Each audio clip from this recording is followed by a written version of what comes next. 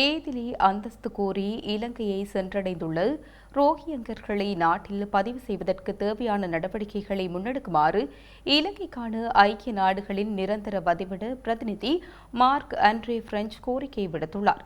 முல்லைத்தீவில் தடுத்து வைக்கப்பட்டுள்ள ரோஹிங்க ஏதிலிகளின் நிலை தொடர்பில் அவர் தனது கவலையை வெளியிட்டுள்ளார்.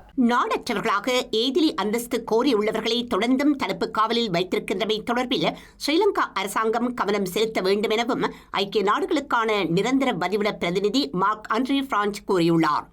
நீண்ட காலம் தடுப்பு காவலில் வைக்கப்பட்டுள்ளமையானது அவர்களின் உரிமைகளை மீறுவதாகவும் நீடித்த தீர்வுகளுக்கான தடையாக அது அமையும் எனவும் இலங்கைக்கான ஐக்கிய நாடுகளின் நிரந்தர வதிவிட பிரதிநிதி சுட்டிக்காட்டியுள்ளார்.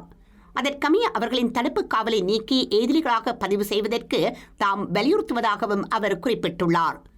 116 ரோஹிங்கிய ஏதிலிகளை ஏற்றிய படகொன்று கடந்த வருடம் டிசம்பர் மாதம் முல்லைத்தீவு கடற்பரப்பில் தத்தளித்துக் கொண்டிருந்த நிலையில் இலங்கை கடற்படையினரின் ஒத்துழைப்புடன் அவர்கள் பாதுகாப்பாக மீட்கப்பட்டனர்.